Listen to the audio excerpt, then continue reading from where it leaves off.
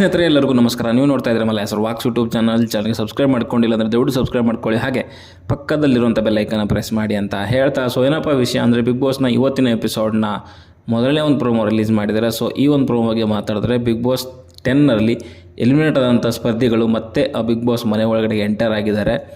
So ಇದು ಒಂದು TRPಗೋಸ್ಕರನೇ ಅವ್ರನ್ನ ಮತ್ತೆ ತಿರ್ಗಾ ಕರೆಸಿದ್ದಾರೆ, ಸ್ವಲ್ಪ ಇಂಟ್ರೆಸ್ಟಿಂಗ್ ಆಗಿರಲಿ. ಜೊತೆಗೆ ಬಿಗ್ ಬಾಸ್ ಮನೆ ಒಳಗಡೆ ಇರುವಂಥ ಸ್ಪರ್ಧಿಗಳಿಗೆ ಹೊರಗಡೆ ಏನೇನು ಆಗ್ತಿದೆ, ಸೊ ಅದರ ಮಾಹಿತಿಗಳನ್ನ ಕೂಡ ಕೊಡ್ತಾ ಇದ್ದಾರೆ. ಯಾವ ರೀತಿಯಲ್ಲಿ ಆಡ್ತಾ ಇದ್ದಾರೆ, ಯಾವ ರೀತಿಯಲ್ಲಿ ಆಡಬೇಕು, ಸೊ ಯಾರ ಜೊತೆ ಚೆನ್ನಾಗಿರಬೇಕು, ಯಾರ ಜೊತೆಯಿಂದ ಸ್ವಲ್ಪ ದೂರ ಇರಬೇಕು, ನಿಮ್ಮ ಗೇಮ್ಗಳನ್ನ ಫೋಕಸ್ ಮಾಡಬೇಕು ಅನ್ನೋ ಕೆಲವೊಂದು ಹಿಂಟ್ಗಳನ್ನು ಮತ್ತು ಅವರ ಒಂದು ಅನಿಸಿಕೆಗಳನ್ನು, ಹೊರಗಡೆ ಏನೇನು ನಡೀತದೆ ಎಲ್ಲನೂ ಕೂಡ ಒಳಗಡೆಗೆ ಹೇಳುವಂಥ ಅವಕಾಶ ಬಿಗ್ ಬಾಸ್ ಅವರು ಮಾಡಿಕೊಟ್ಟಿದ್ದಾರೆ ಅಂತ ಅನಿಸುತ್ತೆ. ಸೊ ನಿಮ್ಗೆ ಗೊತ್ತಿರೋಂಗೆ ಪ್ರಮೋದಲ್ಲಿ ನೋಡಿರೋ ಹಾಗೆ ಅಲ್ಲಿ ಈಶಾನಿ ಬಂದಿದ್ದಾರೆ, ನೀತು ಬಂದಿದ್ದಾರೆ, ಆಮೇಲೆ ಭಾಗ್ಯಶ್ರೀ ಅವರು, ರಕ್ಷಕ್, ಸೊ ಸ್ನೇಹಿತರು ಕೂಡ ಬಂದಿದ್ದಾರೆ. ಸೊ ಕೆಲವೊಂದು ಅವರ ಒಂದು ಏನು ಹೊರಗಡೆ ನಡೀತಾ ಇದೆ ಅದನ್ನು ಇನ್ಪುಟ್ಸ್ಗಳನ್ನ ಮನೆಯವ್ರಿಗೆ ಕೊಡ್ತಾ ಇದ್ದಾರೆ. ಕೆಲವರಿಗೆ ಇಂಡಿವಿಜುವಲ್ ಆಗಿ ಆಡಿ ಅಂತ ಹೇಳ್ತಿದ್ದಾರೆ. ಪ್ರತಾಪ್ಗೆ ನೀತು ಅವರು ಸಂಗೀತದ ಜೊತೆಗೆ ಚೆನ್ನಾಗಿರಿ, ಅಲ್ಲೇ ಒಂದು ಎಮೋಷ್ನಲ್ ಸಪೋರ್ಟ್ ಇರೋದು ನಿಮಗೆ ಅವರಿಂದನೇ ಬ್ರೇಕ್ ಆದರೆ ನೀವು ಮತ್ತೆ ಲೋನ್ಲಿ ಆಗ್ತೀರಾ ಅನ್ನೋ ರೀತಿನ ಹೇಳ್ತಿದ್ದಾರೆ. ಆಮೇಲೆ ಅಲ್ಲಿ ಈಶಾನಿ ಅವರು ಕೂಡ ಇವ್ರಿಗೆ ಹೇಳ್ತಾಯಿದ್ರು, ಅಮೃತ ಅವ್ರಿಗೆ, ಇಂಡಿವಿಜುವಲ್ ಗೇಮ್ ಆಡಿ, ಯಾರ ಸಪೋರ್ಟ್ ಏನಕ್ಕೆ, ನಿಮ್ಮದು ಗೇಮ್ ನೀವು ಆಡಿ ಅಂತ ಹೇಳ್ತಿದ್ದಾರೆ. ಜೊತೆಗೆ ನಮ್ರತ ಅವ್ರು ಕೇಳ್ತಾಯಿದ್ರು, ಸ್ನೇಹಿತರೆಲ್ಲ ಉರ್ಕೊಂಡಿರ್ತಾರಲ್ಲ ಹಾಗೆ ಅಂತ. ಉರ್ಕೊಳ್ಳೋದು ಇನ್ನೇನಾಗಿರುತ್ತೆ, ಆ ಮನುಷ್ಯ ಅಷ್ಟೊಂದೆಲ್ಲ ಹಿಂದೆ ಬಿದ್ದು ಅದು ಮಾಡಿ ಇದು ಮಾಡಿ ಅಷ್ಟೊಂದೆಲ್ಲ ಮಾಡಿದ್ರು ಅವನಿಗೆ ಕ್ಯಾರೆ ಅಂದೇ ಇರೋರು. ಕಾರ್ತಿಕ್ ಜೊತೆಗೆ ಏನೋ ಚೆನ್ನಾಗಿದ್ಕೊಂಡು ಅವ್ರ ಕೈ ಹಿಡ್ಕೊಂಡ್ರೆ ಹಂಗಾಗುತ್ತೆ ಹಿಂಗಾಗುತ್ತೆ ಅಂತೆಲ್ಲ ಹೇಳಿದ್ದಾದ್ಮೇಲೆ ಇವಾಗ ಸ್ನೇಹಿತ ಉರ್ಕೊಳ್ಳೋದು ಇನ್ನೇನು ಮಾಡ್ತಾನೆ, ಅದರಲ್ಲಿ ಹೇಳಬೇಕು ಬೇರೆನಾ, ಚಾನ್ಸೇ ಇಲ್ಲ. ರೀಸೆಂಟಾಗಿ ವಿಡಿಯೋ ಕೂಡ ಮಾಡಿದ್ರು ಒಂದು, ಅವರು ಮನಸ್ಸಲ್ಲಿರೋದು ಅಂತ ಹೇಳ್ಕೊಂಡಿದ್ದಾರೆ. ಬಟ್ ಖಂಡಿತವಾಗ್ಲೂ ಉರ್ದಿರುತ್ತೆ ಒಳಗಡೆಗೆ.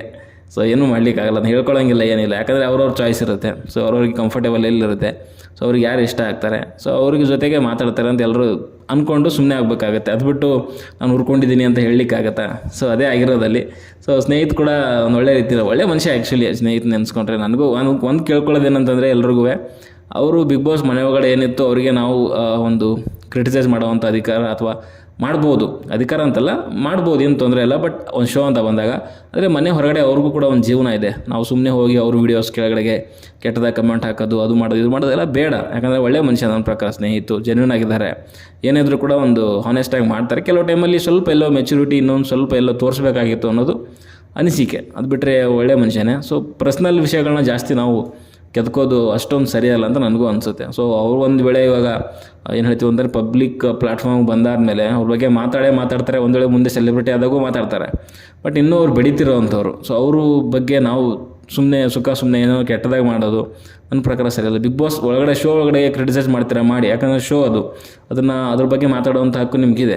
ಮೇ ಬಿ ನಾಳೆ ನಾಡಿದ್ದು ಮಿಕ್ಕಿರೋವಂಥ ಕೆಲವೊಂದು ಕಂಟೆಸ್ಟೆಂಟ್ ಕೂಡ ಖಂಡಿತವಾಗ್ಲೂ ಬರ್ತಾರೆ.